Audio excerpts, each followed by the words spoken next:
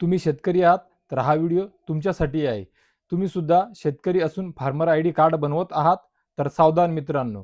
हो मित्रांनो, सर्व शेतकरी बांधवांना या व्हिडिओच्या माध्यमातून मी सजग करू इच्छित आहे मित्रांनो. मित्र या अगोदर सुद्धा मी 1 ते 2 व्हिडिओच्या माध्यमातून जे शेतकरी बांधव फार्मर आयडी कार्ड बनवत आहे त्यांना मी या अगोदर सुद्धा आवाहन केलेलं होतं की सध्या तुम्ही फार्मर आयडी कार्ड बनवू नका. कुठेही कोणत्याही कॉम्प्युटर सेंटरवर जाऊन फार्मर आयडी कार्ड जे काही शेतकरी बनवत आहे त्या सर्व शेतकरी बांधवांना मी कळकळीची विनंती केली होती, नम्र आवाहन केलेलं होतं की काही दिवस अजून वाट पहा, काही दिवस वेळ आहे, थांबा.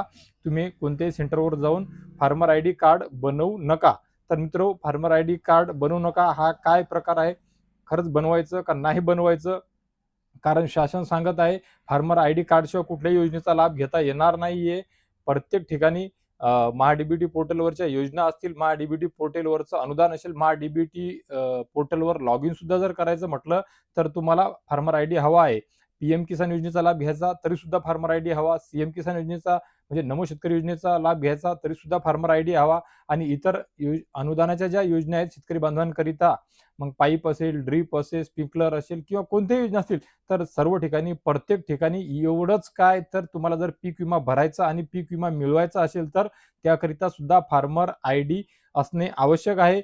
ॲग्रीस्टॅकवर रजिस्ट्रेशन झालेलं असणे आवश्यक आहे. तर मग आता फार्मर आयडी शासन सांगत आहे की फार्मर आयडी असणे आवश्यक आहे. फार्मर आयडी रजिस्ट्रेशन करा. मग अशा परिस्थितीमध्ये असा व्हिडिओ मी का बनवत आहे किंवा या अगोदर सुद्धा का बनवलेला आहे, तर मी आपणा सर्वांना सांगू इच्छितो मित्रांनो, या सर्व योजनेकरिता, सर्व अनुदानाकरिता सर्व गोष्टी ज्या आहेत त्या शासनाच्या वतीने ॲग्रीस्टॅकच्या माध्यमातून फार्मर आयडी याचं रजिस्ट्रेशन खूप साऱ्या शेतकरी बांधवांनी महाराष्ट्र राज्यामध्ये केलेलं आहे.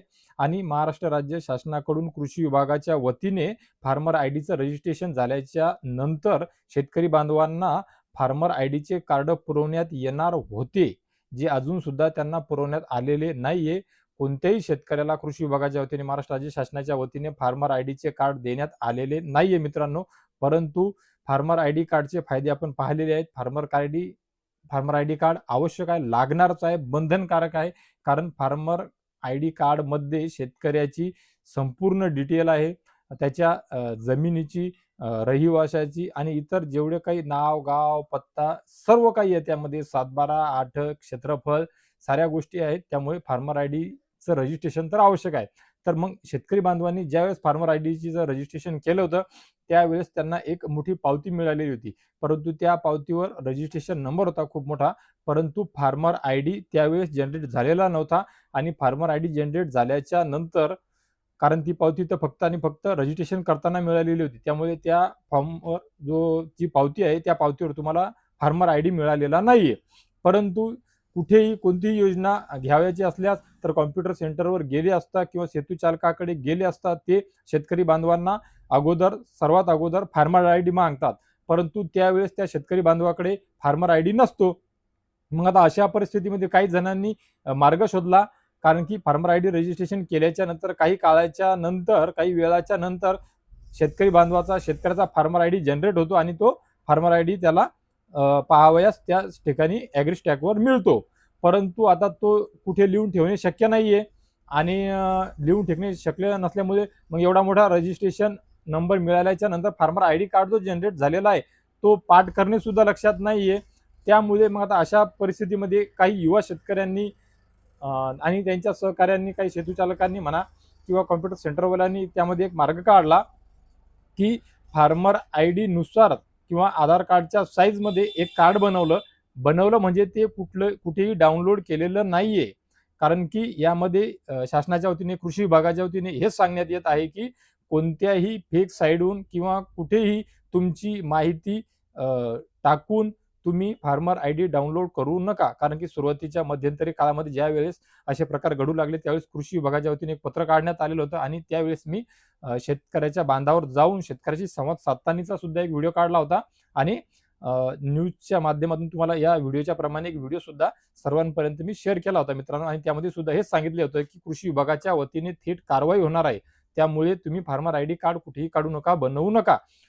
तर परत हा विषय शेतकरी बांधवांपर्यंत किंवा युवा शेतकऱ्यांपर्यंत मी या संदर्भात चर्चा केली असता त्यांनी असं सांगितलं, आम्ही कार्ड बनवत असताना किंवा जिथे बनवलं ते कार्ड आम्ही कुठल्याही वेबसाईटहून, फेक वेबसाईटहून किंवा पोर्टलहून डाउनलोड केलेलं नाहीये. फक्त आणि फक्त हा नंबर सोबत कार्डाच्या रूपात वापरता येईल, सोबत ठेवता येईल, जेणेकरून दरवेळेस कुठेही या नंबरची फार्मर आयडीची आवश्यकता असली, कुठेही अनुदान घ्यायचं, कोणत्या योजनेचा लाभ घ्यायचा, त्यावेळेस आम्हाला हा नंबर पाठ न करता ताबडतोब मिळून जाईल. किंवा कुठे झेरॉक्स द्यायची गरज पडली या नंबरची, तर त्यावेळेस तसा एक मायक्रोसॉफ्टच्या वतीने म्हणजे एक्सेलमध्ये काय त्यांच्या मित्रांनी त्यांना एक नमुन्यामध्ये शेतकऱ्याचं नाव आणि शेतकऱ्याचं गाव, शेतकऱ्याचा संपर्क आणि शेतकरी फार्मर आयडी हे जे आहे आणि एका बाजूला शेतकऱ्याचा फोटो, बस एवढं ते सेट करून बनवलं आणि ते त्या शेतकरी बांधवांना दिलेलं होतं आणि ते दिलं. परंतु मित्रांनो, खऱ्या अर्थाने आता सध्या फार्मर आयडीचा जो मुद्दा आहे तो थेट अधिवेशनामध्ये गाजत आहे.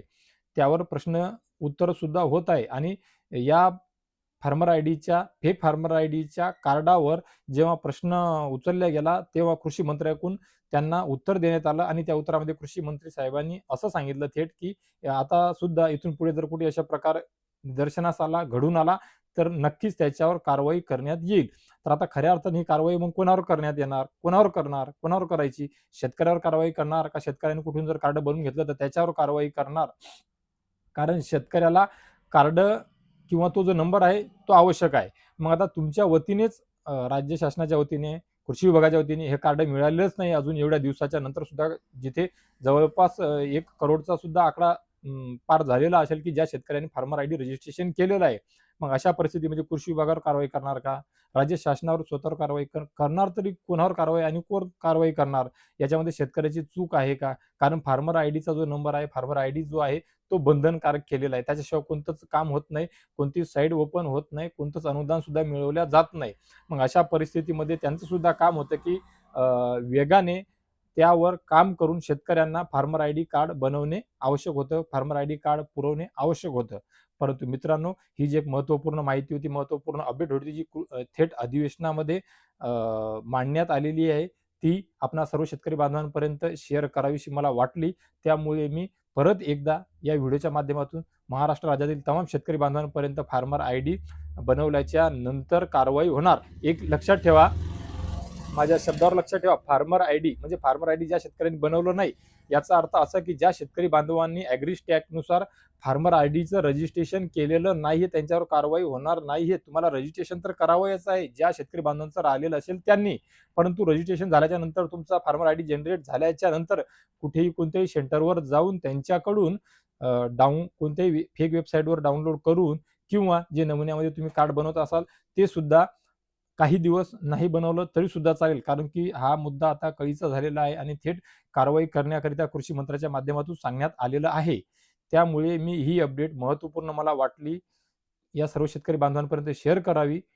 त्याकरिता या व्हिडिओच्या माध्यमातून सर्व तमाम शेतकरी बांधवांपर्यंत ही अपडेट मी शेअर करण्याचा प्रयत्न केलेला आहे आणि नक्कीच आशा करतो नेहमीप्रमाणे या व्हिडिओच्या माध्यमातून फार्मर आयडीचे कार्ड बनवल्यास त्याच्यावर कारवाई होणार. ही जी एक महत्त्वाची माहिती आहे, अपडेट आहे, ती आपल्या सर्व शेतकरी बांधवांकरिता उपयोगी ठरेल, लाख मोलाची ठरेल. तर मित्रहो, हीच माहिती फार्मर आयडी कार्ड केल्याच्या नंतर कारवाई होणार संदर्भातली महाराष्ट्र राज्यातील तमाम शेतकरी बांधवांपर्यंत पोहोचवावी. कारण माझा व्हिडिओ त्यापर्यंत जर नाही पोहोचला, त्यामुळे तुम्ही शेतकरी बांधव सुद्धा, शेतकरी पुत्रांनी सुद्धा इतर शेतकऱ्यांपर्यंत ही माहिती पोहोचवा, हा व्हिडिओ शेअर करा, पोहोचवा, जेणेकरून त्यांना सुद्धा कळेल आणि ते तुमचे आभार मानतील, त्यांना मदत होईल.